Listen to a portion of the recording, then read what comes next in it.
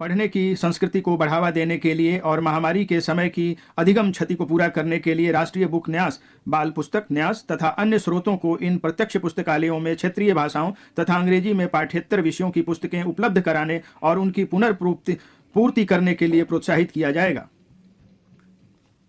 साक्षरता के क्षेत्र में कार्य करने वाले एनजीओ के साथ सहयोग भी इस पहल का हिस्सा होगा। वित्तीय समझ लाने के लिए वित्तीय क्षेत्र विनियामकों और संगठनों को इन पुस्तकालयों में उम्र के हिसाब से उपयुक्त पठन सामग्री देने के लिए प्रोत्साहित किया जाएगा।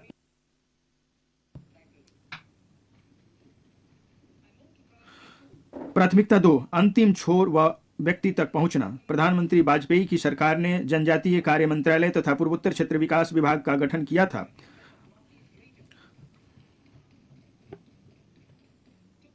अंतिम छोर व व्यक्ति तक पहुंचना के उद्देश्य पर और अधिक ध्यान केंद्रित करने के लिए हमारी सरकार ने आयुष, मत्स्य पालन, पशुपालन एवं डेयरी, कौशल विकास, जल शक्ति तथा सहकारिता मंत्रालयों का गठन किया है। आकांक्षी जिले और ब्लॉक कार्यक्रम।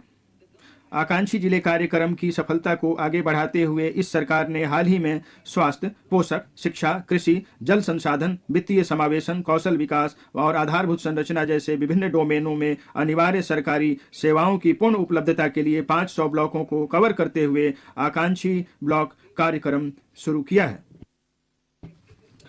माननीय अध्यक्ष महोदय, प्रधानमंत्री पीवीटीजी विकास मिशन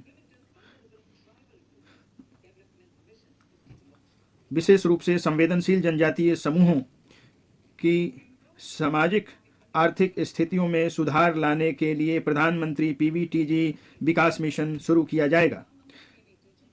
इसमें पीवीटीजी परिवारों और पर्यावासों को सुरक्षित आवास, स्वच्छ पेयजल एवं स्वच्छता, शिक्षा, स्वास्थ्य एवं पोषण, सड़क तथा दूरसंचार संपर्कता और संधारणीय आजीविका के अवसरों जैसी बुनियादी सुविधाएं पूरी तरह उपलब्ध कराई जाएंगी।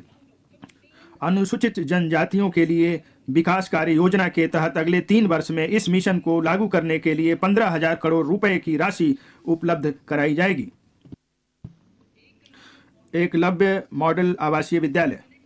अगले 3 वर्षों में केंद्र 3.5 लाख जनजातीय छात्रों के लिए चलाए जा रहे 740 एकलव्य मॉडल आवासीय स्कूलों के लिए 38,800 अध्यापक और सहायक कार्मिक नियुक्त करेगा।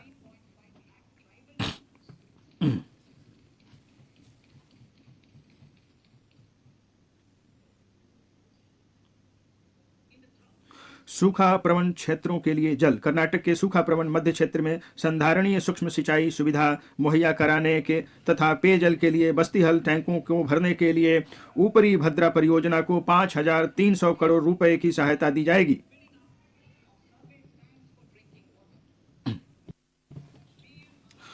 पीएम आवास योजना। पीएम आवास योजना के लिए परिव्यय 66% बढ़ाकर 79,000 करोड़ रुपए से अधिक कर दिया गया है। भारत साझा पुरालेख निधान। भारत साझा पुरालेख निधान एक डिजिटल पुरालेख संग्रहालय में प्रथम चरण में 1 लाख प्राचीन पुरालेखों के डिजिटलीकरण के साथ स्थापित किया जाएगा। निर्धन कैदियों को सहायता। जेल में बंद ऐसे निर्धन व्यक्तियों जो जुर्माना या जमानत राशि की व्यवस्था करने में असमर्थ हैं को आवश्यक वित्तीय सहायता प्रदान की जाएगी। प्राथमिकता 3, अवसंरचना और निवेश। अवसंरचना एवं उत्पादक क्षमता में निवेश का विकास और रोजगार पर बहुआयामी प्रभाव पड़ता है। महामारी की सुस्त अवधि के बाद निजी निवेश दोबारा बढ़ रहे हैं। इस बजट में निवेश और रोजगार सृजन के हितकारी चक्र को गति प्रदान करने के लिए एक बार फिर महत्व दिया जाएगा। माननीय अध्यक्ष महोदय, विकास और रोजगार के संवाहक के रूप में पूंजीगत निवेश परिव्यय में लगातार तीसरे वर्ष 33% की तीव्र वृद्धि करके इसे 10 लाख करोड़ किया जा रहा है, जो जीडीपी का 3.3% होगा।